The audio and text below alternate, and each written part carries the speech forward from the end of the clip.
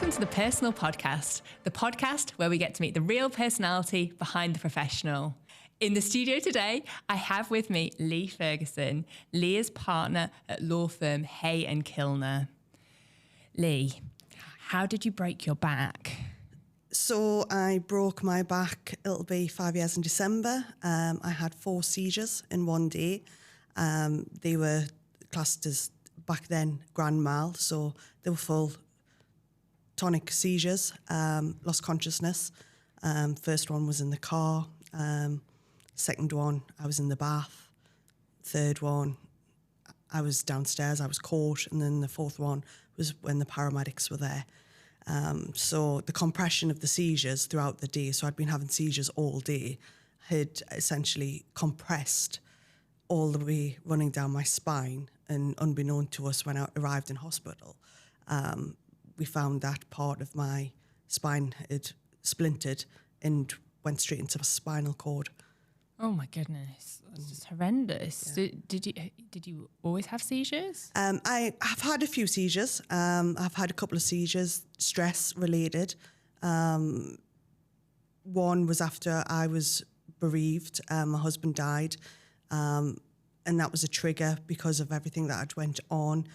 And it's when I had a lot going on, I start to relax. I'm a bit dehydrated, and then there's a trigger, and that's what we found that the trigger was. Right. And did you literally feel your spine break? No, I can't remember the day at all. Family can remember it. Okay. They're traumatised by it. I'm not surprised. Needless to say, because I was in the car as a passenger, thankfully, on the first seizure. Second time, my partner and my son had to get me out of the bath because I was having a seizure at the same time, because they're quite horrific, because you scream and then you collapse and then you look as if you're not breathing, because you go purple in the face. So, wow. Mm-hmm. yeah. And so what's the first thing you remember? First thing I remember, from that day, the only thing I can remember was being spoken to by the consultant at that point saying, Leigh, you need to sign a consent form, because we need to take you into surgery to stabilise your spine. You've got a catastrophic injury. We're going to blue light you over to the RVI. Oh my goodness. And at one point you were told you would never walk again. Is that right? I was told that before the surgery, we need to tell you. It was James, my partner, who said, just sign the form, Leigh.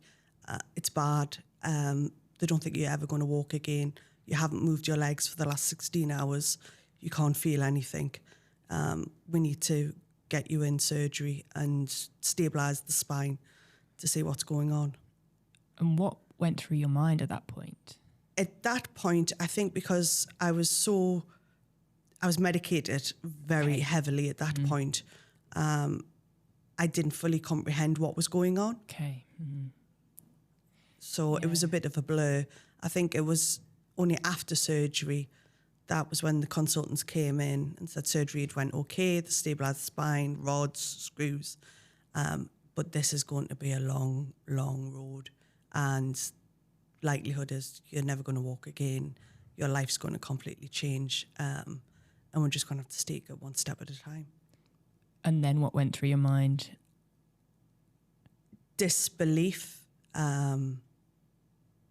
a refusal to accept that, terror. At this point, I was fully catheterised up. I couldn't move. Legs weren't functioning. It was just shattering. It was a case of why me? Mm-hmm. Why has this happened? Yeah, I understand that. But you are walking?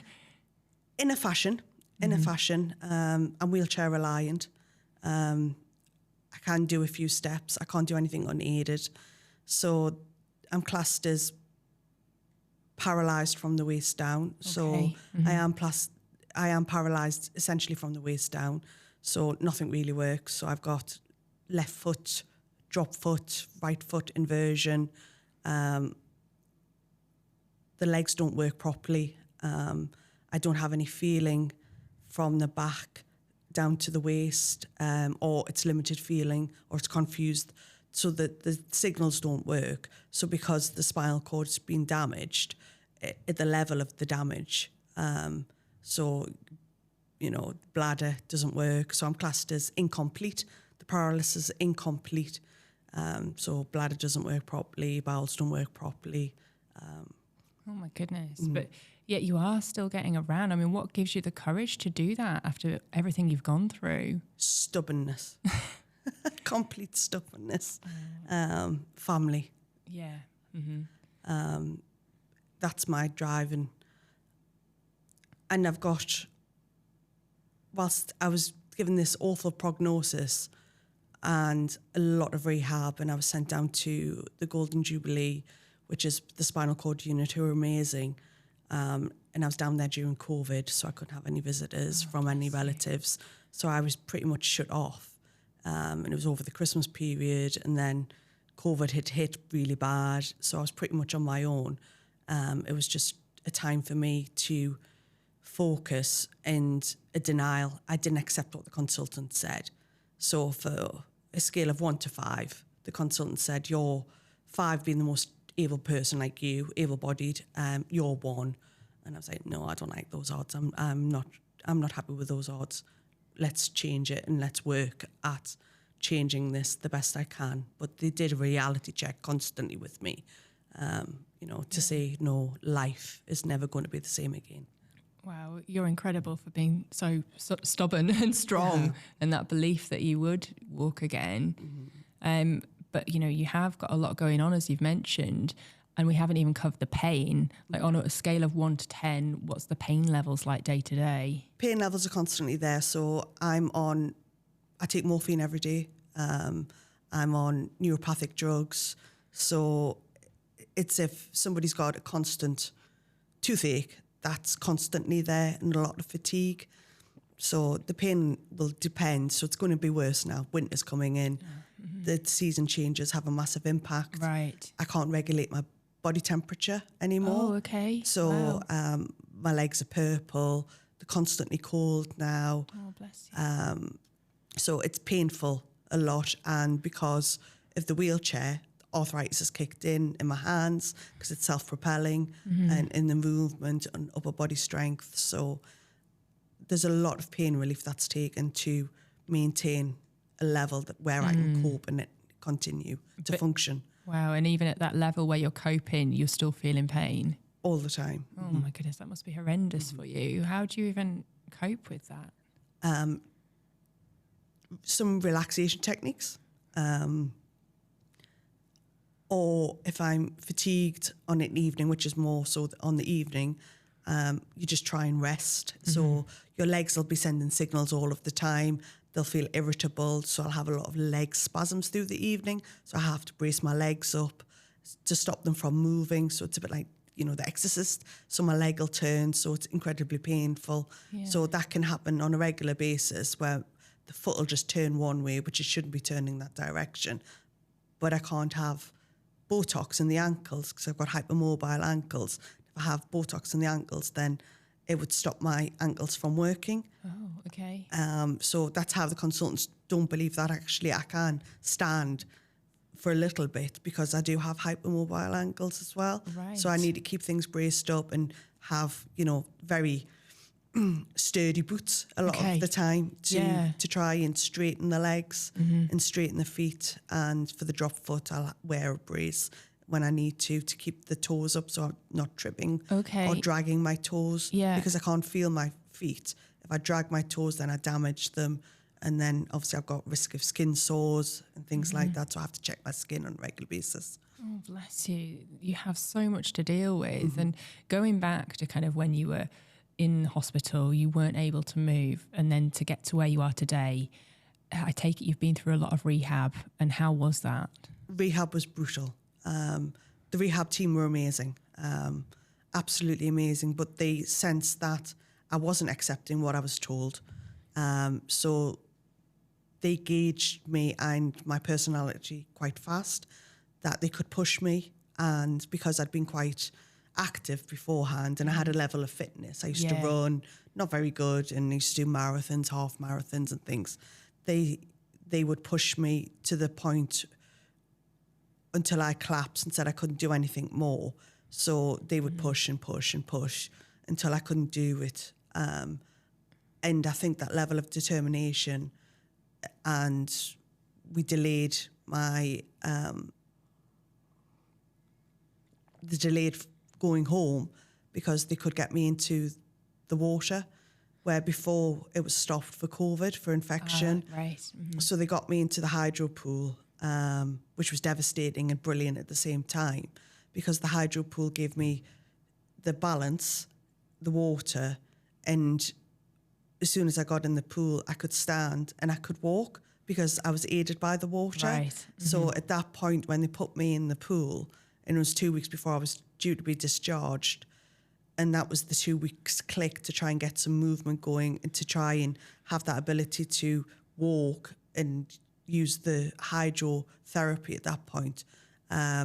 That's when I realised that life would never be the same, because it was devastating, because I had the flotation. I could walk in the pool, but as soon as you come out, gravity hits you and then you can't do it. Oh, goodness. Mm-hmm. And you just met your partner at that time, is that right? We hadn't been together very long, yes. Yeah. What was your message for him throughout all of this? I told him to leave. I said, you don't need to be around. You didn't bank on this. Life's not going to be the same again. And no hard feelings, totally understand. If you're going to do it now, please. My son said the same. You know, if you're going to do it now. Yeah. And his message was, absolutely not. I'm not going to do that. I'm here for the long haul. I'm so glad, and you're still together today. Absolutely. He's amazing. Yeah. Absolutely amazing. Brilliant. And your sons, you mentioned, yes, they've helped you through everything? Yes. And it's very, very supportive. Family's my driving force. Definitely. I suppose they help give you that strength and courage as well, day to day. It's incredible what you've been through and how that you're able to cope today. But there must still be like a lot of hidden realities that you kind of almost hide from people day to day. Yes. So I'm still going through therapy. I've just started therapy again. I didn't realise that I was in a survival mode, and I've been in a survival mode for the last 5 years. And I've had a mask on for the last 5 years. And that mask is slowly coming off now, because the personality that I am, I will mask it, smile, pretend everything's okay, everything's fine. My family know it's not fine. But for all intents and purposes, the outside world thinks everything's fine when it's not. So I'm actually having trauma therapy at this moment in time. A lot of people don't know that, but I think to raise awareness, I think it's good to talk about that. And that trauma therapy is because the mask is coming off, and I didn't realise that I was just existing. I couldn't find joy in anything. I couldn't find joy in any experience, anything that I would have previously. And I was living both in the past, harking and wishing for what I had before. And I've still got one foot in the past, but I need to learn to have a foot in the future and to live in the moment where I wasn't finding any joy, I wasn't finding any pleasure in anything. So I'm learning to do that now. And because I've only come as far as I have, because I've lived in the survival mode, and I've lived in the survival mode for the last 5 years, I need to heal myself rather than trying to be okay for everybody else. And I've been okay for everybody else, and now I'm learning to heal me, because I've had to reinvent myself a couple of times. And that's been hard, and it's exhausting, it's tiring, and I need to look after myself now, and I need to cope with the disability, because I find it very shameful. And that was a big thing that we talked about. And I'm learning to cope with all those noises and conflicting noises, those voices in my head. So I've got a reality one. Leigh, there's far worse people off than you.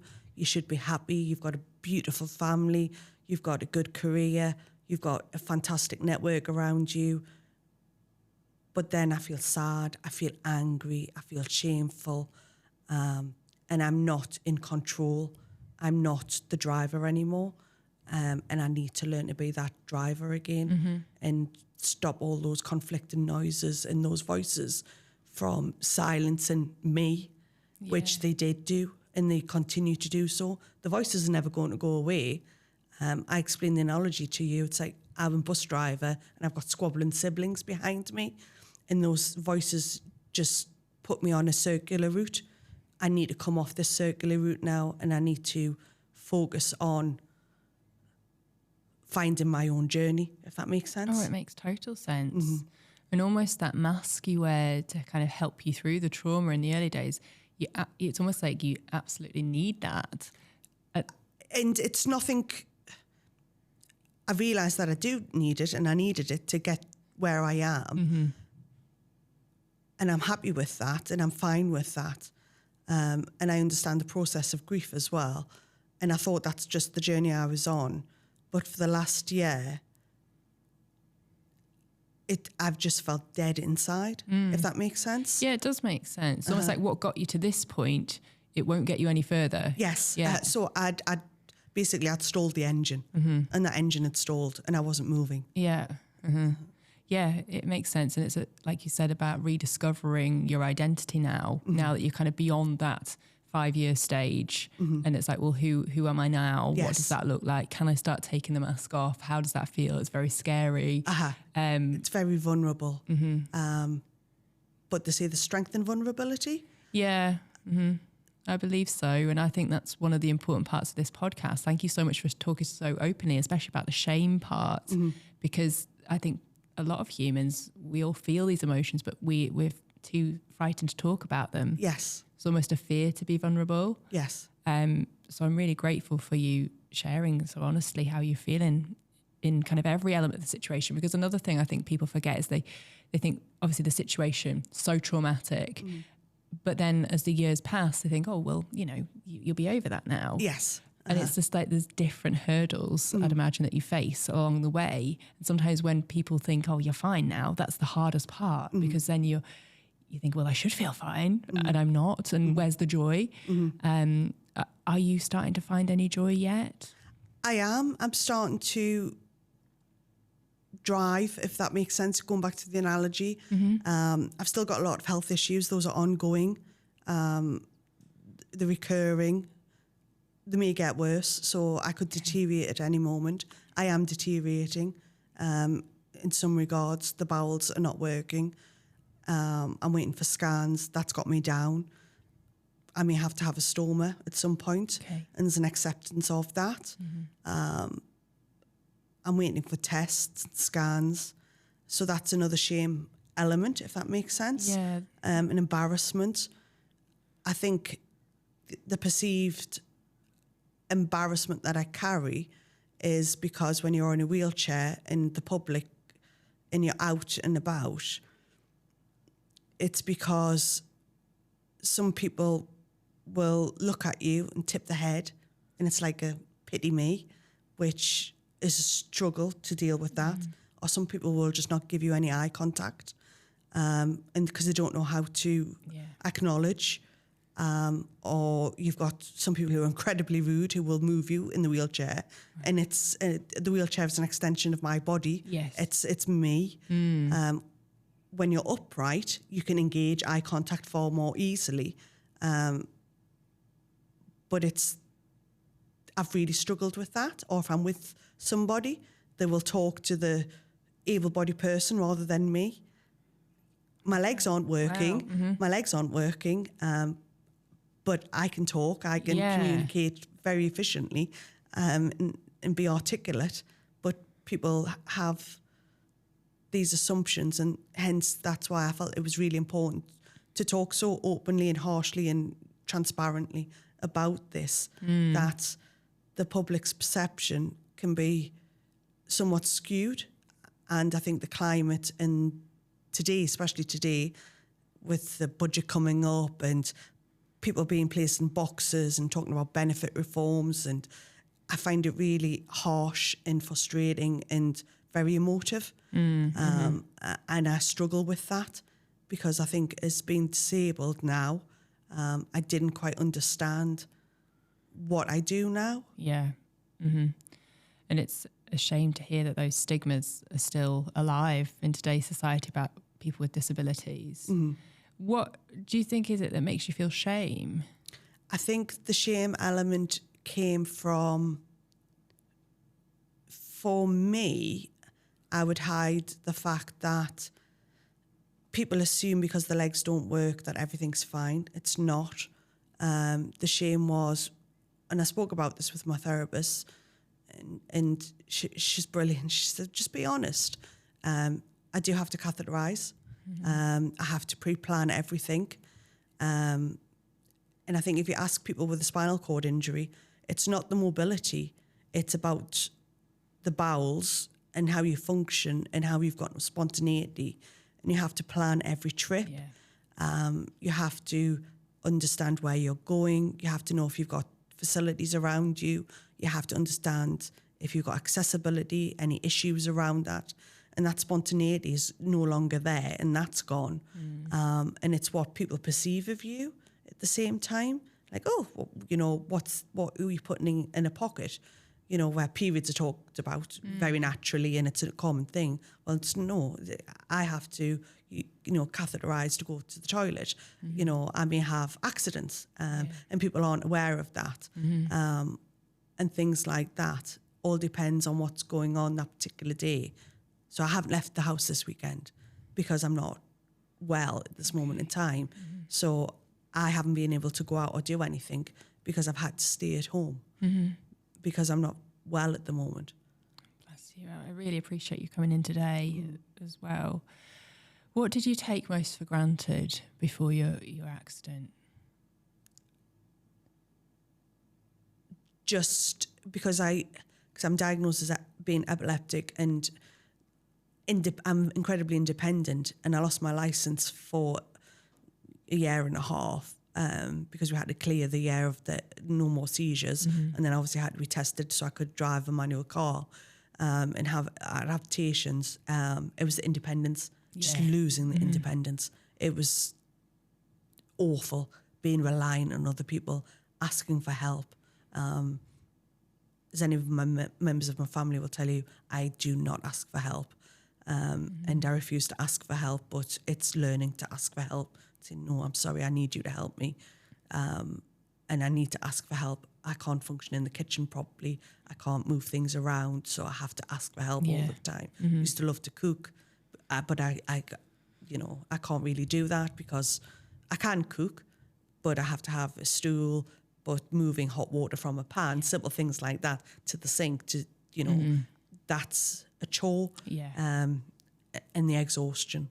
Okay, yeah. And so does your partner help you? All the family help me, the partner helps me, yes. So even, you know, simple things, putting things on rails, preparing. So you have to prepare for the week ahead. So the clothes are prepared, you know, your bag's prepared, you know, anything that you need has to be prepared well in advance. I can't have a bath on my own anymore. I have to be supervised. In case I have a seizure. You know, I have to have rails and adaptations and things like that. Yeah. And how important has it been having a strong mindset to get you through all of this? Incredibly important. Some people would say I'm tenacious. And it's the stubbornness. And I've got too much to give to say no. I knew I would survive.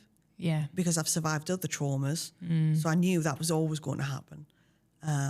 But it's about coping, how to survive on a day-to-day basis. And what advice would you give to anyone going through this right now? There is light at the end of the tunnel. It's a long journey. It's like a roller coaster. You're going to have some highs and you're going to have some lows. celebrate the highs, accept the lows, don't be scared of the lows, and communicate with your family. And it's really important to communicate and articulate how you're feeling at that moment in time. And that's what I haven't done. Okay. I haven't communicated because I didn't fully understand what was going on, because that mask and that survival mode, I've been in that for the last 4-5 years. Yeah. It's really good advice. And how would you recommend people can help support loved ones going through this trauma? For me, the focus when I had the accident, and because I was pretty much in the spinal cord unit for 6 months, my focus wasn't really on me, it was on my family. So I wanted them to have therapy to understand that mum's not going to be the same. Mum has changed, and I have changed. And it was about them. I wanted them to be protected more than me. Yeah, I can see that. I'm going on this journey just now to protect myself and self-heal. So back then my focus was all about them. Yeah. How are they going to cope with a different version of me? How old were they at the time? So it's funny because you never forgive yourself. So when Aiden, my youngest, it was his 16th birthday when I was in surgery. Oh my goodness. So he didn't know how mum was going to be, is she going to survive? What's the surgery going to be like? Joseph's 3.5 years older. And they'd already been through trauma previously. Yeah. And that was the driving force, and again, they would be thinking, not again, what's happening? Oh, bless them. Bless you. Goodness me. So you're only just at the stage now where you're starting to consider yourself in all of this? Yes. Wow, I think that shows what an amazing person you are. Personal isn't just about business. It's about the human stories behind them. We address all aspects of health, from cancer, gastric bands and meningitis to mental health and the menopause. Nothing is off limits on this show. But as these stories often highlight, you can't take your health for granted. I know I don't, and that's why I trust WPA to protect my health. WPA isn't like any other health insurer. It's not for profit and offers award-winning, tailored health insurance solutions to individuals, families, and businesses of all sizes. Among UK health insurers, it consistently tops consumer surveys and Trustpilot ratings, while its members can manage their membership from pre-authorising claims to accessing remote GP services, all on the WPA Health app. Crucially, they help ensure the access to the very best treatment at a time and place that is convenient to you. I speak with Martin Nichols, one of the 90+ dedicated WPA healthcare partners across Britain, who provides advice and ongoing support during your journey with WPA. Contact Martin anytime on 07870 513 653 to discuss your requirements. Martin Nichols, appointed representative of WPA Healthcare Practice plc, authorised and regulated by the Financial Conduct Authority. The healthcare practice is a wholly owned subsidiary of Western Provident Association Limited, WPA. And I wish we could move on to a happier topic next, Leigh. But unfortunately, as you've alluded to a few times, this isn't your only traumatic experience that you've been through in life. My husband died. He died in 2016 in pretty traumatic circumstances. We didn't know, but he had cardiomyopathy, and we were on holiday camping in Cornwall with some family and friends. We'd been going down to the same campsite for years, and he popped off fishing off the rocks as he did on a regular basis, and he didn't come back. My goodness. Do you still remember the last day that you had with him and things that led up to that moment? Yeah, it was a great day. He'd been out to Truro with my eldest Joseph. They'd been around, the bric-a-brac shops. They'd been just pottering. Came back to the campsite. Aidan and I had been just doing things. He'd been playing with friends. I'd been just talking to my friends. And he said, I'm going to go and fish for an hour off the rocks with brother-in-law. And he went a different route, funnily enough, what he would ordinarily go to. And I said, you're going the wrong way. And he went, no, I'm going the right way. I love you. And that was the last thing he said. Was that on the phone? No, he waved at me. Oh, okay. And because the campsite that we were in, Polyjoke, it's beautiful, in Crantock. And he just went to the headland just to do some sea bass and mackerel fishing. And his heart had stopped. And we since found out. And because he'd fallen on the rocks, the water dragged him out. So RNLI, when the search party came out, because he hadn't come back, it was dusk, it wasn't right, he should have been back. He knew that we were cooking pizzas. We were very much glampers. And we were cooking pizzas and he wasn't back. So we phoned the police, searched for him. Everybody searched for him, couldn't find him. RNLI were then dispatched. 2 boats came out. And then the helicopters went up to do the search. Flares went out. Police were searching. So we were watching the flares to light up the area. And then I got the call. Well, it wasn't. It was SE Rescue. One of the guys came and said, we've found a body in the water, airlifted. You need to go to the hospital. It matches Jamie's description. Oh, my goodness. And how did you feel at that moment? Panic, disbelief. The police were great. They blue lighted me towards Truro, the hospital. I was with my sister-in-law. Joseph was panicking. He didn't want to come. So great friends who we camped with for years said, we look after the children. Don't worry about them. Just get yourself to the hospital. But it was the time when the police had the earpieces all the time. Yeah. And the driving was erratic to get to the hospital, but they must have got the call whilst we were travelling to Truro that he'd passed, or they'd called that he'd died, or they couldn't revive him because he was dead at that point. And the driving style changed, so I knew at that point. Oh, goodness. Because I had sensed the driving style had changed. There wasn't, we were still getting there fast, but it wasn't as urgent, if that makes sense. Yeah, it does make sense. I mean, what a way to find out. So I knew at that point, and then as soon as we walked into the hospital, the staff just looked at us and they knew at that point, can you go in the friends and family room? And I just said no, and that's when I collapsed, because I knew what was going to be, I knew the news. I knew the story, I knew what they were going to say to me. It's just horrendous. And obviously I'm listening to this in context to then what you've gone through subsequently. Mm-hmm. Are you ever angry at the cards life has dealt with you? I am angry, frustrated, but on the flip side, I was incredibly happy. Yeah. And I have to take peace from that I've got 2 beautiful children. I was incredibly happy. We knew that Jamie had cardiomyopathy, so we lived life to the full and embraced everything that we did. We never expected this was going to happen, because for all intents and purposes, we thought he'd had a procedure and he had an ablation procedure too.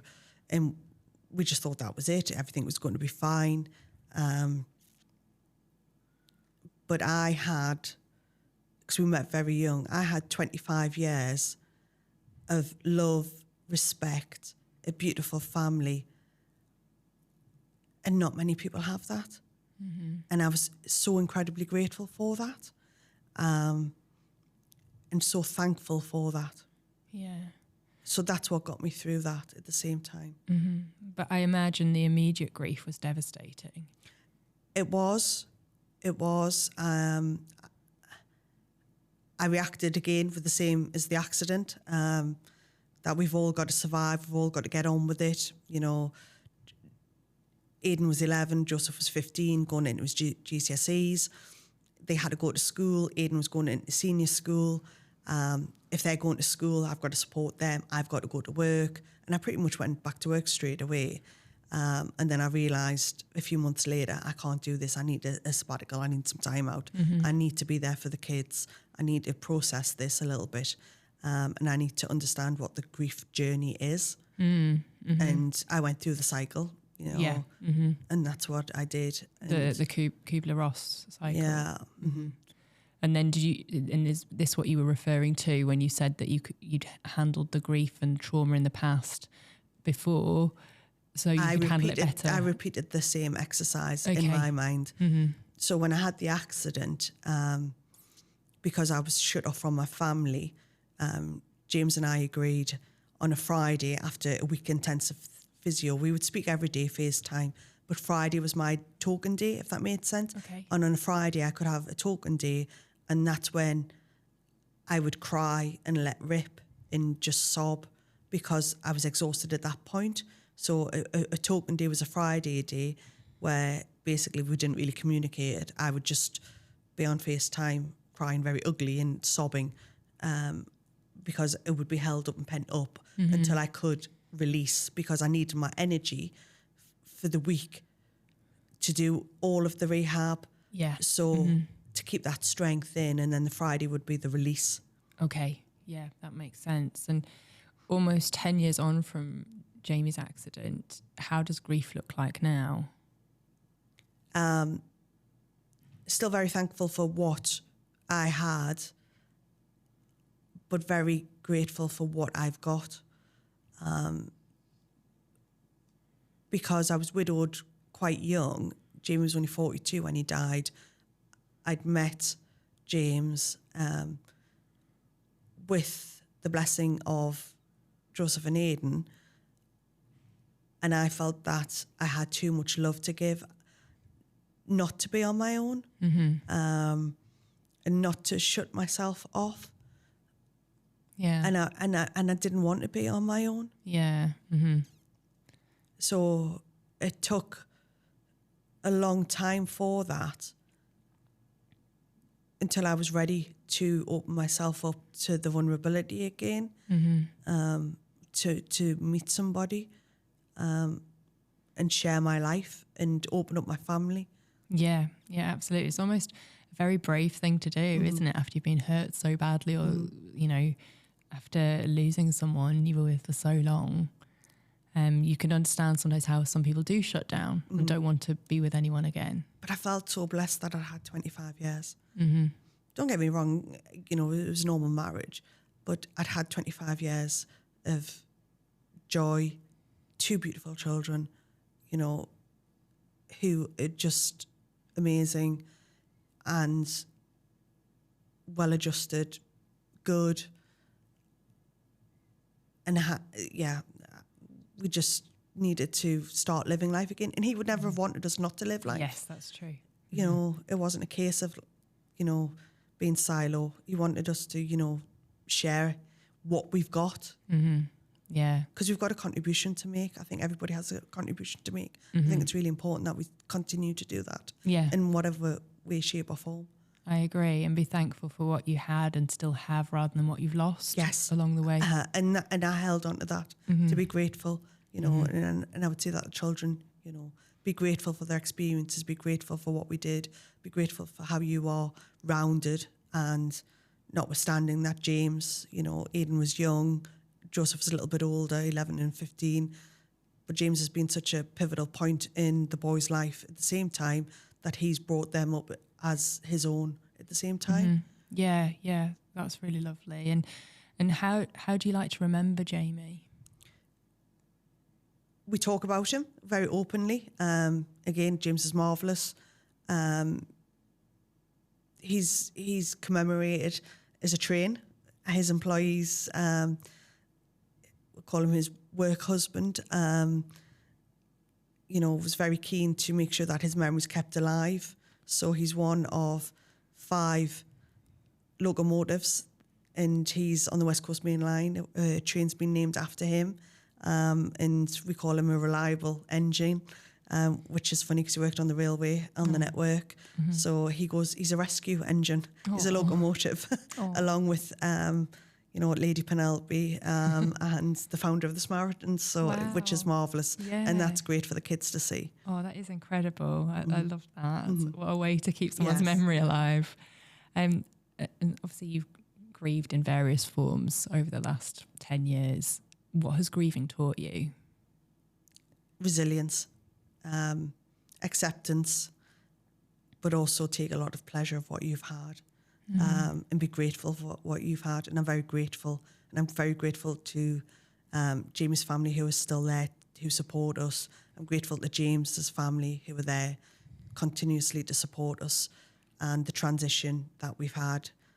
Because I was with Jamie for 25 years. I essentially grew up with him. Yeah. And with, his brother and his sisters. But that network has still remained constant. That is incredible as well. Yes. And with everything that you faced, what does give you that day-to-day strength to keep going, to keep digging in? So I didn't realise the core values that I've got until the therapy that I've been undergoing. And we've talked about core values and what drives. My core values are my family. I love my career. I think I've got something to give. Don't get me wrong, we all have imposter syndrome on occasion. But the driving factor is that I'm there for them, but I'm also there for me, at the same time. Yeah. You are just incredible, Leigh. And I don't take compliments either. So we are all incredible as humans. We've all got qualities, and I never take for granted what other people are going through. A lot of people are going through a lot of things, especially in today's climate. And I don't assume that anybody's any worse off than what I am. Again, by saying that, it makes you more incredible, in my opinion. And it would be totally forgivable and just totally fine if you didn't want to work again, having gone through everything that you've been through. But yet here you are, not just in any career, being partner at a law firm. That is incredible. Again, what motivated you to get back into your career? I love what I do. I've trained hard, I've worked hard. It was a long, hard journey. I had 2 young children whilst I was training. I had really supportive colleagues. And I like to help people. I love people. I bounce off people. I stop bouncing off people. I love being around different people at the same time. I really enjoy entrepreneurs. I really enjoy startups. I really enjoy cascading information, sharing knowledge, absorbing knowledge. I feel like I'm a sponge at the same time, learning new things, meeting new people. And I didn't want to stop doing that. But that was the part of the reinvention again. And that was the barrier that stopped me from doing that for a while. Yeah. And that's where I'm at the moment, because it was, again, a second reinvention after the disability. But some people only met me as being Leigh disabled, and other people knew me beforehand. So you've got 2 different people have perceptions. People have different perceptions of you. So they knew me beforehand. Some people knew me afterwards. And because I hide the disability very, very well, a lot of people just assume that, the legs don't work. But it's about an education piece, and I've got more to contribute to society. I think there's a value in what we do, and I don't want to hide away anymore. Good. You shouldn't. Absolutely, you shouldn't. And it must be hard managing the different identities and the different perceptions of people who knew you before, almost before even the first trauma that you went through. And then there's the second trauma. How do you deal with that in your mind? So we've talked about the analogy before and the voices. So you have the very irrational voice. You have a very sad voice. But it's about listening but quieting those voices, and then being your own person and accepting your own identity, which is what I'm doing now, and listening to my body. Before I was very driven, very focused, where now I can see, sorry, I can't do that, because of X, Y, and Z, without feeling embarrassment or shame that I can't do certain things. And I've started accepting help of people. So simple little things when you're networking, going for a coffee, somebody would let me to go and grab a coffee for you, where before I would say, no, thank you, I'll manage, I'll struggle. Now I'll just say, yes, please, that's great. You're doing me a favour. I really appreciate it. simple little things like that, that mindset is taking a long time to do that. Yeah. Where that's the vulnerability we've spoken Yes. about, where I've had to say, actually, could you please be so kind and grab me a cup of tea, please? Or things like that, where before I wouldn't have done that. And people like to help. They do, and I didn't realise that. And they said, it's my pleasure, and it's not a problem. And they want to help, and they don't know how to help. Yes. And I think because I was resistant to help, and I was probably standoffish, because I do carry a chip on my shoulder at the same not time surprised. about it.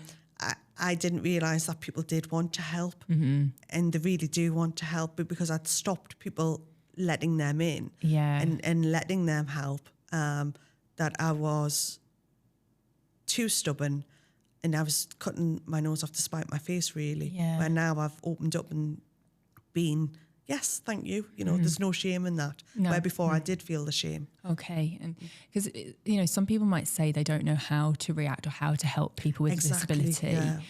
Because, equally you don't want to appear rude and almost kind of perceiving that they can't do something themselves.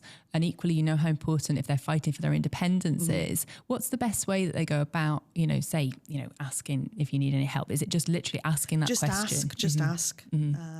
Just absolutely ask. Not a problem. Now I don't. Before I would feel, well, why asking me? You won't ask anybody else. But now I know why. Because they know that I'm struggling, that I'm trying to, maneuver. It's a crowded room. It's difficult. There's obstacles in my way. Yes, please help. Just ask the question. And how do you feel about asking people, perhaps why you're walking with sticks? Because again, you don't want to treat people like they're invisible. And if someone perhaps had like a plaster cast on their hand, you might say, oh, what's happened there? But equally, you don't want to overstep the mark in terms of privacy. I think a lot of people, and I've watched a lot of podcasts, when people ask you, they probe a lot more. So if I'm asked a question, oh, what's wrong with your leg? Have you broken your leg? I've had a back injury before. And I'll say, no, it's not an injury. I'm paralysed from the waist down. Oh, right. Okay. How did that happen? Do you mind me asking X, Y, and Z? So sometimes I will volunteer the information, or sometimes I'll just say, it's a bit personal. I'd rather not talk about it. Because it's a stranger who's just asking me a question. But at the same time, on occasion, I will share, I had an accident, I had some seizures, broke my back, and I've got a spinal cord injury. They'll go, oh, what's a spinal cord injury? And I'll say, well, it's your nerves, it functions everything. And it's just hit at a certain level in where it is. So it just means I'm paralysed from the waist down. And it's an education point. And they'll go, oh, right, I didn't realise that. I'll say yes. Yeah. So it's almost like let the person lead, go how far and then I'll take the lead on how I'm feeling, if I want to share or anything, or I'll just say, I'll leave it at that. Okay. And move the conversation on to something else. If I don't particularly want to share at that day, sometimes I just want to get to work, and I don't really want to have to engage with, an Uber driver, or why I'm using this, or why I need the wheelchair out, and can you help me to get the wheelchair out, and things like that. Yeah, definitely. Just like the different personalities who prefer to be more open or closed. Sometimes on any given day, you just feel different, don't you? Absolutely, yes. And we all do. Yeah. We all do, because sometimes you just think, right, okay. Would you ask anybody else, the plaster cast is something very evident, but the sticks in the wheelchair are something highly visible. But would you probe into somebody who's can't see the disability? Would you ask? Yeah, that's true. Yeah. So Leigh, with everything that you've faced, how are you feeling about the future? The future's looking far more positive for me. I'm really excited. I've been with the firm for a short period of time. My colleagues are brilliant, very supportive. It's been a turning point. I'm looking forward to the future. I'm looking forward to the contribution I can give. I'm looking forward to enjoying life, experiences, simple little things. The joy which I couldn't see, the leaves falling, the autumnal colours, which I used to love. I'm appreciating that again. You know, Was your world literally just black and white before yes. that? Yeah, people say that. So I'm enjoying that. You know, watching the sunset. A simple little thing, which was funny. The other day, I was watching a cat stalk outside from a window, and before that would just be something that I would just watch. But it was, you know, it was a nice experience to watch, just watching interaction and nature at its rawest form, reading, meeting people again, and showing people who I am now, taking that mask off a little bit. Well, thank you for showing people who you are on this podcast and taking that mask off. I know it's not an easy ask, so I'm really grateful, and I'm sure the listeners will benefit from hearing your experience and story. And I do think you're incredible. But you're not quite finished. No. We've got our regular questions. So this is where we rate ourselves 1 to 10 at the below items. 1's the worst, 10's the best. So Leigh, how good looking are you? Oh, 6. Okay. How funny are you? Oh, I'm hilarious, 10. Brilliant. How good at cooking are you? That's been overtaken by James now, according to the family. So I would say 7. Are you good at singing? Terrible. What's 1. 1. What's your relationship with alcohol like? Have you turned to alcohol more or steered away from it? I did drink a little bit too much after Jamie died. Don't blame you. I did. I used that as a crux, coming in from work, opening a bottle of wine, finishing the bottle of wine. But I don't drink very much at all because it just interacts with the drugs. Okay. And, you know, I'll do it occasionally, but I don't do. Okay. So a low score maybe, or were you good at it when you did drink? Oh no, I was the life and soul of the party. I'd be on the table. You still want a good score then? About 7. Okay. A good score is a bad thing to say because it's, it's all relative. Parenting skills. I think we've all got fundamental flaws of parentings. I think we keep psychologists in jobs for a good reason. But I do think I'm a good mum. I would say 8. But my children would tell me that, you know, I've traumatized them over the years, of which I've in good things and bad things. Oh, but I mean, just everything you've been through, and them. That is true. You know, and my extended family, because I've got stepchildren as well. Okay. So, you know, they should be, you know, credited for their superb, you know, interaction as a blended family. You know, they are amazing too. Oh, well, that's good to hear. How good a friend are you? I would hope to say that my friendship group would say that, you know, I'm a 9. I haven't been as good as I have been for the last few years. But if anybody called on me, I'd be there in a heartbeat for them. Yeah. I've got a close network. Oh, that's lovely. And we've talked about how your partner has supported you, but how have your friends supported you throughout? Friends, amazing straight away. They know that I've closed myself off, but they know I'll come out from the other side. Yeah. But if I call upon that small group, they'll be there in a heartbeat.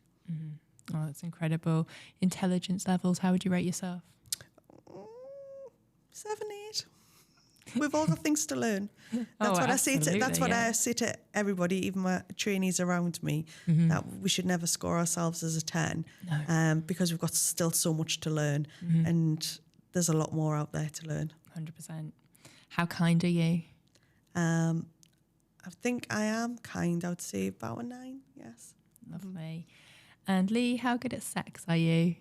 I'm not going to score that because I'm going to be brutally honest.